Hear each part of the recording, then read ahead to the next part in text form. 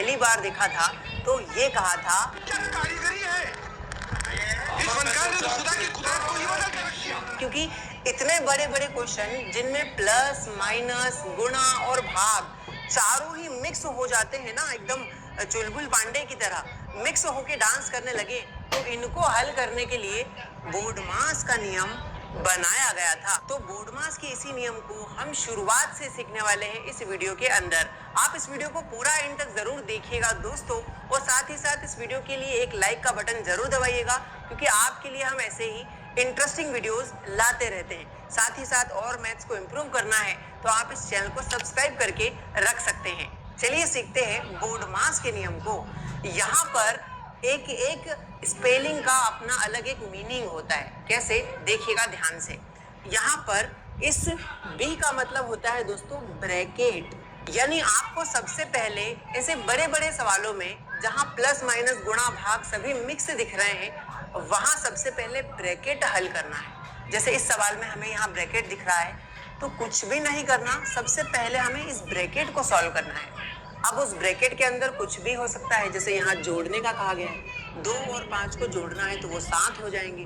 तो इस तरीके से ब्रैकेट के अंदर चाहे वो कुछ भी हो, चाहे जोड़ हो, घटाव हो, गुणा भाग हो, लेकिन ब्रैकेट ही सबसे पहली प्रायोरिटी पे सॉल्व किया जाएगा। तो इसका मतलब आप समझ गए होंगे कि ब्रैकेट सबसे पहले हल होगा। उसके बाद ओ का मतलब होता है ऑफ। ऑफ यानी कि ब्रैकेट के बाहर कोई नंबर अगर है तो उसका अंदर मल्टीप्लाई किया जाएगा। जैसे आपने छोटी छोटी क्लासेस में ऐसा देखा होगा कि ब्रैकेट के बाहर कोई नंबर है 2, उसका अंदर गुणा होता है दोनों नंबर्स में, उसी को कहा जाता है ऑफ। जैसे 2 का x में गुणा करते हैं तो 2x, 2 का 5 में गुणा करेंगे 2 पंजे 10। लीजिए, इस तरीके से हम इस ब्रैकेट को ऑफ के तहत सॉल्व करते थे, तो इसीलिए कहते हैं ब्रैकेट ऑफ, है ना। इस ब्रैकेट को हमने ऑफ किया यानी सॉल्व किया, अंदर गुणा करना ऑफ कहलाता है मेरे भाई। दोनों मेथड आप समझ गए होंगे, दोनों स्टेप आप अच्छे से समझ गए हो तो लाइक जरूर करना। बहुत बारीकी से आपको यहाँ कॉन्सेप्ट सिखाया जाते हैं। अब बात आती है डी। डी तो मेरे बच्चे को पता है, डिवाइड का चिन्ह होता है सर जी। डी मतलब डिवाइड, यानी आपको डिवीजन को सॉल्व करना है, जो भाग का चिन्ह है उसे सॉल्व करना है। उसके बाद आता है मल्टीप्लाई, यानी कि गुणा का नियम। गुणा को हमें फिर सॉल्व करना है। जैसे कई बार हम सोचते हैं ना कि यहाँ भाग भी दिया है, गुणा भी दिया है, तो पहले किसे हल करें।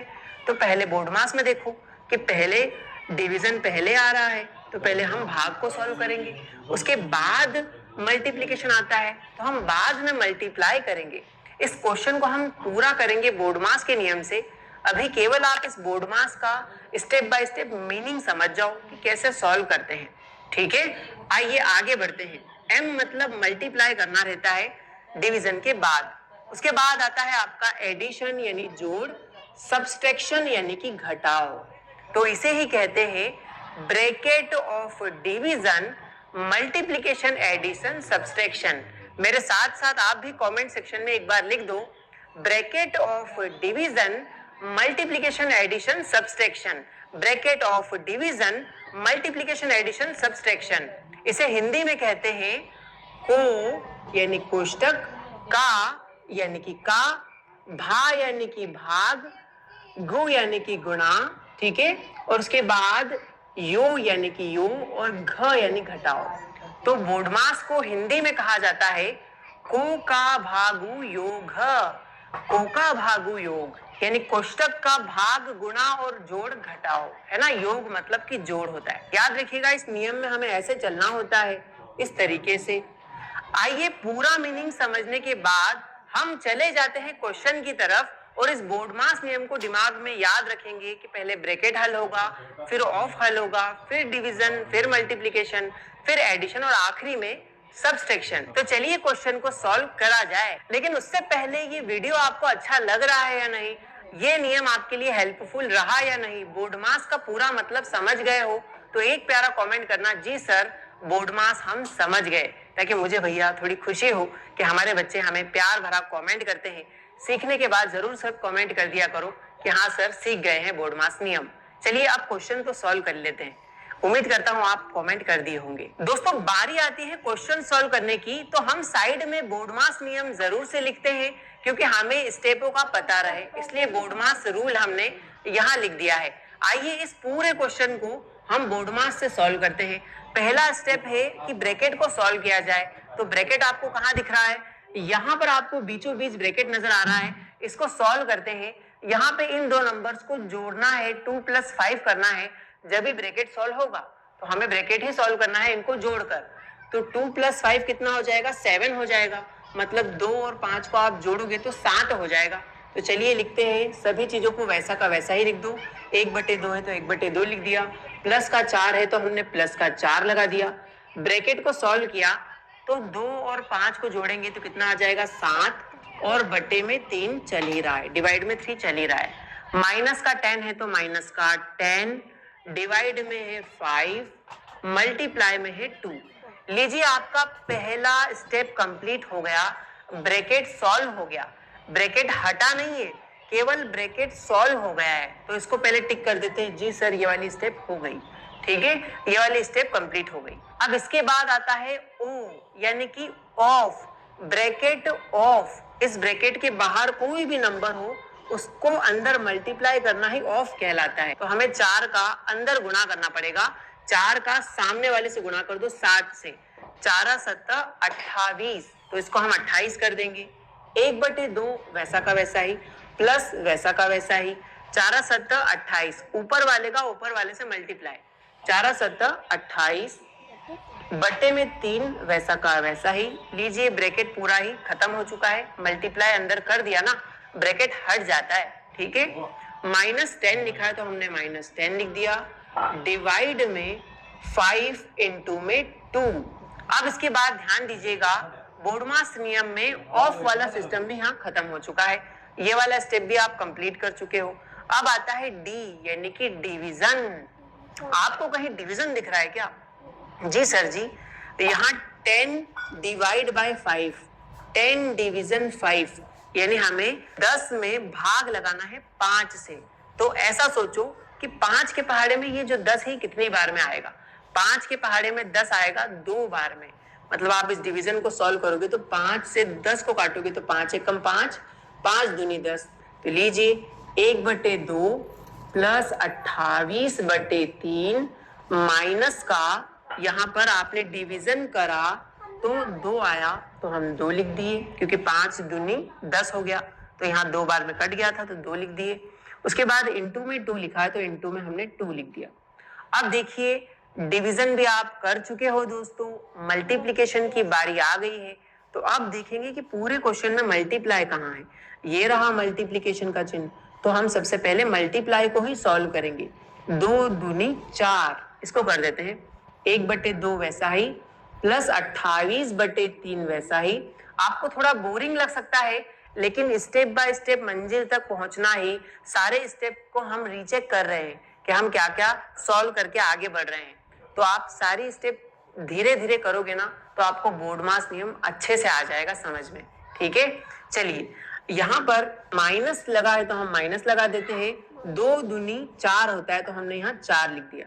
लीजिए आपकी ये 2 स्टेप भी कंप्लीट हो चुके हैं, मल्टीप्लाई भी अब आप कर चुके हो। ठीक है, 2 दूनी 4 हो गया है। अब एडिशन और सब्सट्रैक्शन बचा है, या जोड़ लो या घटा लो।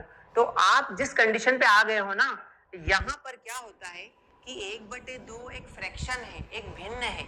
28/3 भी एक भिन्न है। तो 4 को भी हम बटे में 1 लिख लेंगे और भिन्न के रूप में बना लेंगे। किसी के बटे में कुछ ना हो तो 1 छुपा होता है, सबका मालिक 1।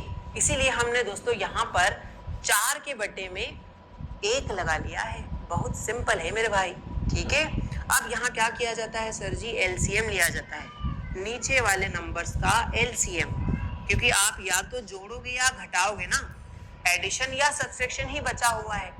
तो जोड़ने घटाने के लिए ये कोई नॉर्मल नंबर नहीं है, तो यहाँ एलसीएम लेके इनको जोड़ा जाएगा, क्योंकि ये फ्रैक्शन है। ये 2 और 4 6 कर दें ऐसा नहीं है, तो ये फ्रैक्शन है, इसीलिए हमें एलसीएम से सॉल्व करना पड़ेगा। एलसीएम वाला वीडियो आपने नहीं देखा तो देख लेना, यहाँ आई बटन में वो भी दिख जाएगा। वैसे हम यहाँ एलसीएम लेंगे। 2 3 और 1 का एलसीएम लेंगे। हम यहाँ साइड में आपको एलसीएम लेके बता भी देते हैं। 2, 3, 1 का एलसीएम लेंगे तो सबसे पहले आप 2 का पहाड़ा लोगे तो 2 एक कम 2, 3 वैसा का वैसा ही, 1 भी वैसा का वैसा ही। फिर 3 का पहाड़ा लोगे तो ये 1 तो चलेगा वैसा का वैसा ही, 3 के पहाड़े में 3 आता है एक बार में, और ये 1 भी ऐसा का ऐसा ही। आपका 2 और 3 आया है, इनका मल्टीप्लाई कर लीजिए, 2 तिया 6, तो इनका एलसीएम कितना आ जाएगा? 2, 3 और 1 का एलसीएम निकालेंगे तो 6 आ जाएगा।